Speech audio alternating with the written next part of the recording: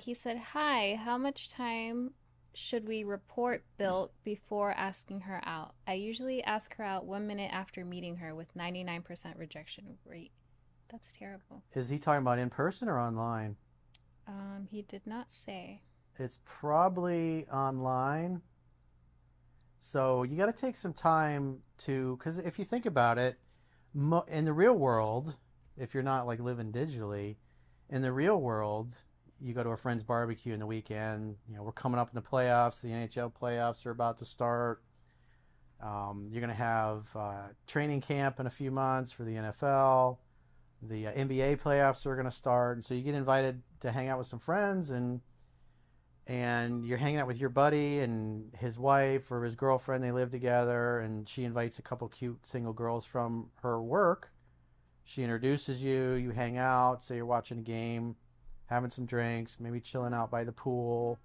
Kids are playing in the pool. Friends are hanging out. You know, the adults are trying to chill and unplug. And what's going to happen is you're going to spend some time hanging out with her because you want to be able to carry a conversation with her. Because if you don't can't have a conversation that flows well and you really enjoy talking to her and listening to her and vice versa, then going out on a date is not going to be any better. And so if you think about how to translate that to online, is that you should take some time to send several messages back and forth just so you can kind of have a create some rapport, and then you move to the phone number and then get her on the phone and talk to her so you can hear her voice, see how a conversation goes. Ideally, if you can, do a FaceTime chat, and because then you can see her body language. Is she flexible? Does she look like her pictures? Does she do the things that you ask? And then if the conversation flows well, after talking for 10, 15 minutes max on the phone, then invite her out for a drink. He said he asked her out in person. He doesn't do online dating. Well, you got to take some time to chat with her. Because if you just walk up to a girl and say, "Hey, let's go out on a date. What's your address? Let me come pick you up." Mm-hmm. She doesn't know you, and that's going to freak her out. You want her to feel safe and comfortable, and so you should want to know: do you like talking to her? Can you carry a conversation with her? Because if it's not going to flow when you first meet, then it's not going to flow on a date. So that's what's beautiful about meeting women in person is if she likes you, she'll be happy to talk to you. If she doesn't, her body language is going to be kind of facing and she's going to be looking around like she's trying to escape or get away. So if she likes you, she'll be happy that you came over. She'll start playing with her hair, laughing at your stupid jokes, touching your arm. And then after, maybe 5, 10 minutes of talking, if it just flows well and you can tell she's glad you're there and wants you to stick around, it doesn't look like she's trying to escape, then, and then you can make her laugh and she's asking you personal questions. I mean, all the things right out of the book. So if it seems there's interest there on her part, then ask her out. But don't do it within 60 seconds unless you're just trying to get a phone number. So if you go over to a girl and you're like, "Hey, you're really cute. I really love to chat with you, but I'm in a rush. Let me grab your number and I'll call you later or text you later." And just hand her your phone with the screen open. She'll go, "Okay." That happened to me this morning. Yeah. Yeah, when I was leaving for work. Well, coming to work. A guy saw me from a mile away. I was going down the stairs and he was just like, "Hey." And I'm like, "Hi." And he came over. He was like, "One second, 1 second." I'm like, "I'm running late. I'm running late." And then he was just like, "Oh, I just seen you around and I thought you were really cute. Just wanted to give you a shout really quick." And I was like, "Okay." He didn't get your number? No, He didn't ask. I don't think I seemed interested. That's why, but he tried. Well, that tells me he's like low risk. He's like, "Oh, she lives in my complex. I'll probably see See her her again at the again. gym or Let me say something. hello to her. Then maybe in a week or two, you'll see him again." Be like catch up, Yeah, yeah. it'll be kind of like serendipitous. Well, if you're one of those people, you think, "Well, you know what? If it's meant to be, I'll run into her like 2 more times. Yeah. And if I run into her again and I got time to talk, we'll see how it goes." Yeah. Good thing. Yeah. So in that case, he came over to give her a compliment. Because one of the things I love that Zampirin says is so great. He says, "Beauty needs a witness."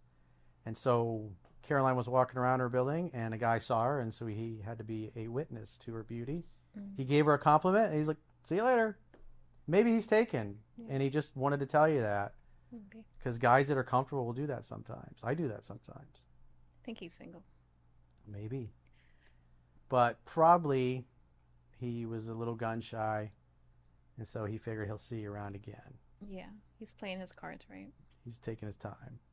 How do you manage giving in a relationship with having expectations without appearing needy?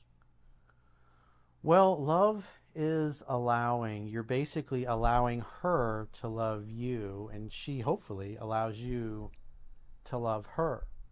And so you gotta let women come to you at their pace. It's just like with the invitation to go out on a date. It's like you give the invitation and then you wait for her to reply and to follow through. If she says she's got to check her schedule or get back to you, then you got to be comfortable enough and patient enough to let her actually do that without freaking out and blowing her phone up a day later or a couple hours later and go, well, did you figure it out yet?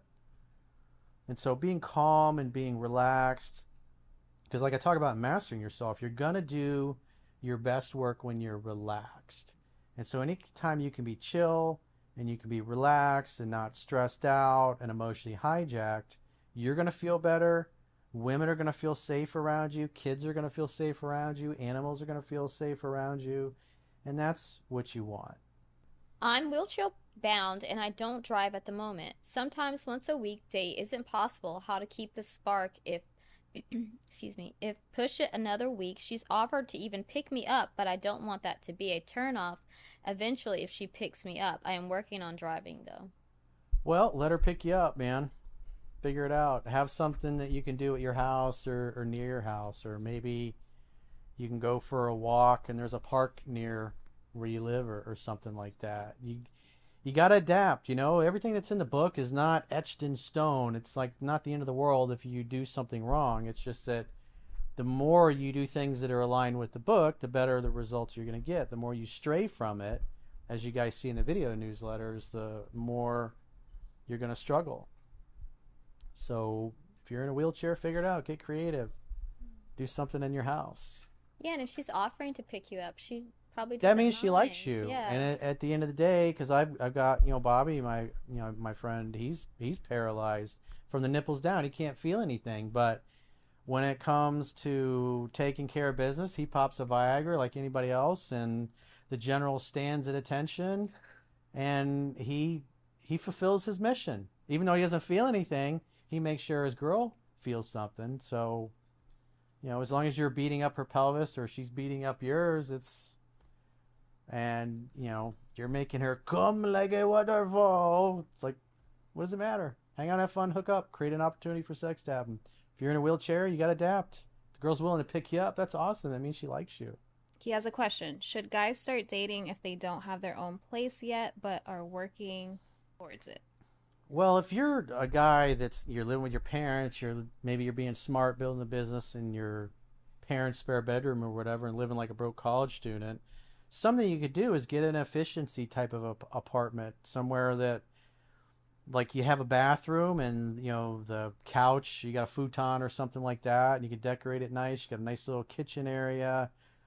Get a second part-time job or something like that, just so you can have a little room somewhere near where the action is and there's fun things to do, just so you can go have some privacy.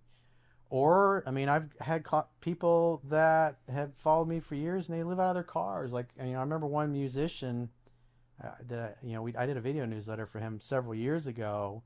He was a virgin, and so he read the book like 10, 15, 20 times, and so he would play on the street, and girls would come by and throw money in, and occasionally, girls would come over and start talking to him, and he could tell, because he really read the book, that they were interested in him. And one in particular came over, and he got her number, and he picked her up on a date, and he ended up taking her like to a park, and he had sex for the first time in his back seat.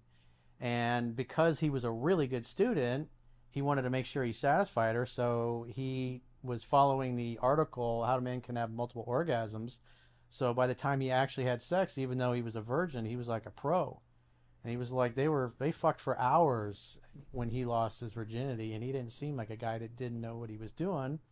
And she had a really great experience. So, he hooked up in his car. He was living out of it. So you got to have some place for intimacy. I don't think you want to be, like they do in San Francisco with, see your hairy ass flopping in the air on the side of the road. And your parents probably wouldn't like that too much. But it's like figure it out, man. Find a lake. I had a client a couple months ago. I think it was a video newsletter I did, or maybe it was a client. I can't remember. It's like stories are so similar, but he loved rock climbing, had a breakup, and then so he just decided to go to like an afternoon class. And there's this smoking hot girl in there that he's never seen before, and he's like, "Hey, you want to climb together?" And she's like, "Sure." So they climbed together for an hour or two or whatever, and then they went on a hike, and they found a stream, and then kind of went off the path a little bit and hooked up by the stream on the first day that they met in the afternoon. They had a nice little afternoon delight.